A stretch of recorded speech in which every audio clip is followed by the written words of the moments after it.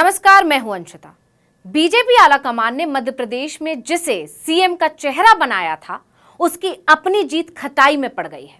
मतदान शुरू होते ही एक बड़ा सवाल राजनीति के गलियारों में तैरने लगा और वो ये कि क्या केंद्रीय मंत्री नरेंद्र सिंह तोमर चुनाव हार रहे हैं? कहीं बेटे की डील पिता की नैया तो नहीं डुबा रही है? एक और सवाल ये कि क्या मध्य प्रदेश का असर राजस्थान पर भी पड़ेगा? इन तमाम सवालों के साथ एक और सवाल ये खड़ा होता है कि आखिर इस तरह के कयास क्यों लग रहे हैं? तो इसकी वजह है वो तमाम वीडियो जो दिमनी विधानसभा से सामने आए हैं और आप सभी जानते हैं कि केंद्रीय मंत्री नरेंद्र सिंह तोमर दिमनी विधानसभा से ही बीजेपी प्रत्याशी हैं। अब मामले को विस्तार से समझिए। तो 17 नवंबर को मध्य प्रदेश में जैसे ही वोटिंग शुरू हुई, कुछ वीडियो सोशल मीडिया पर तैरने लगे। दावा किया जा रहा है कि दिमनी विधानसभा में दलितों और आदिवासियों को वोट डालने से रोका गया। और दावे कोई हवा हवाई नहीं है, बल्कि उन वीडियो के सामने आने के बाद किए जा रहे हैं जो वायरल हो रहे हैं।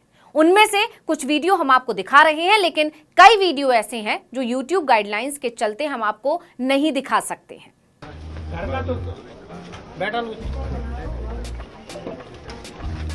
जो निकल रहा है सबको वेरीफाई करो, वेरीफाई करवाओ इनको।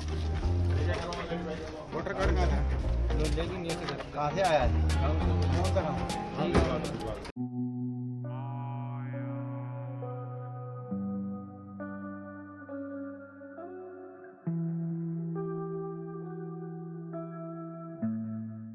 लेकिन उन वीडियो को आप हमारे ट्विटर हैंडल पर देख सकते हैं। मुद्दे पर आगे बढ़ते हैं तो जैसे ही मतदान शुरू हुआ, दिमनी से फसाद की खबरें भी सामने आना शुरू हो गई। मिली जानकारी के अनुसार सुबह मतदान के समय दिमनी विधानसभा के पोलिंग बूथ क्रमांक 147 और 148 पर पत्थरबाजी की घटना सामने आई। साथ ही गोलीबारी की भी सूचना मिली।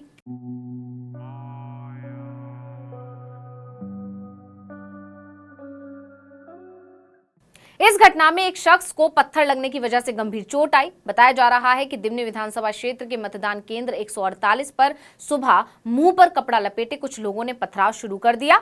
दोनों तरफ से फायरिंग की भी बात कही जा रही है। फसाद के बाद वहां भगदड़ जैसे हालात बन गए।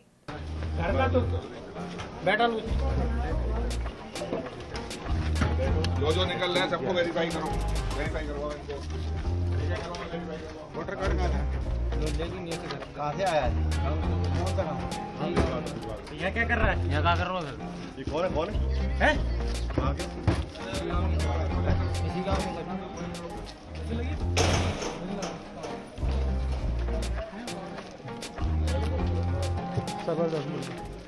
जबरदस्त लेडीज को ले जाओ, इधर आओ मैडम। लेडीज को ले जाओ, विजय अंदर जाओ। इन वीडियो के सामने आने के बाद ही बीजेपी पर आरोपों की झड़ी लगने लगी है। आरोप लग रहे हैं कि दलितों और आदिवासियों को वोट डालने से रोकने की कोशिश हुई है, जिससे नरेंद्र सिंह तोमर को जिताया जा सके।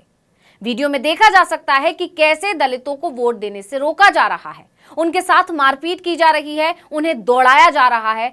अब लोग आरोप लगा रहे हैं कि हताश और निराश बीजेपी फसाद और अराजकता पर उतर आई है। भाजपा के गुंडे कांग्रेस के कार्यकर्ताओं पर गोली चला रहे हैं।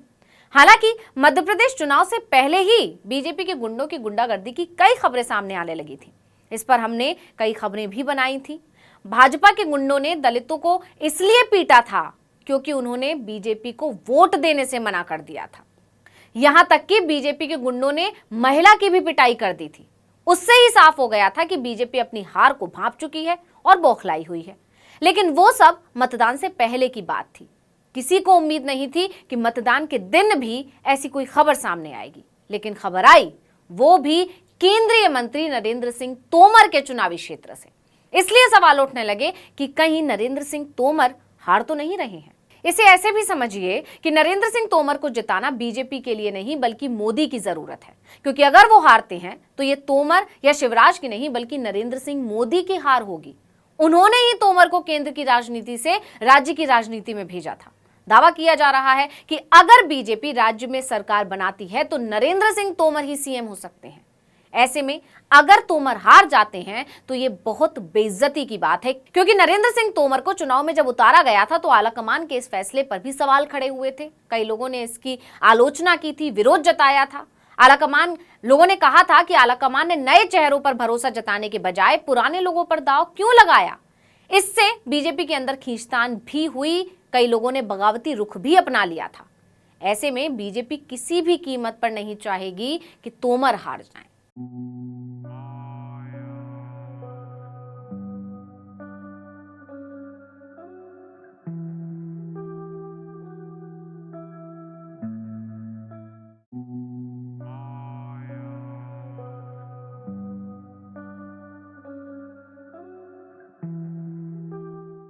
इसलिए इन वीडियो के सामने आने के बाद दावा किया जा रहा है कि तोमर चुनाव हार रहे हैं। इसलिए उनके समर्थक बौखला गए और दलितों, आदिवासियों को वोट नहीं डालने दे रहे थे।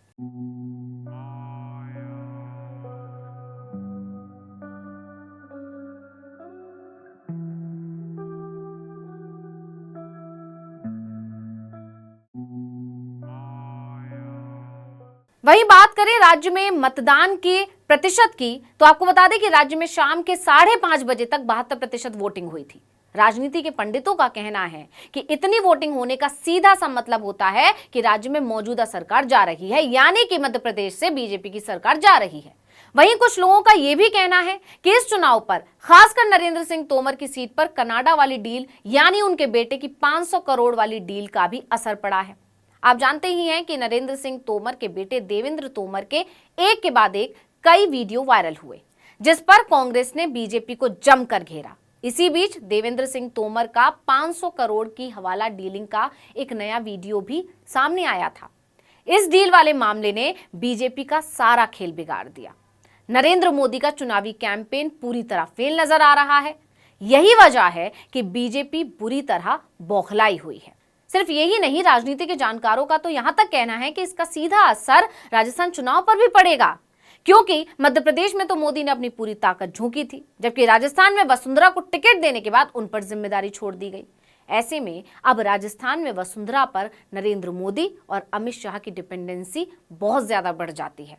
खैर, राजस्थान में क्या उथल पुथल मचेगी ये तो 25 को मतदान के दिन देखने को मिलेगा ही, लेकिन मध्य प्रदेश की स्थिति कुछ हद तक साफ जरूर हो गई है। तो इस वीडियो में इतना ही। आपसे अनुरोध है, यूट्यूब पर हमारे चैनल आर्टिकल 19 इंडिया को सब्सक्राइब कीजिए, फेसबुक पर लाइक कीजिए, कमेंट करके बताइए आपको हमारा ये वीडियो कैसा लगा। आने वाले दिनों में हम और किन मुद्दों पर वीडियो बनाएं ये भी जरूर बताइएगा। ट्विटर हैंडल है article19_India, इसे भी फॉलो कर लीजिए। नमस्कार।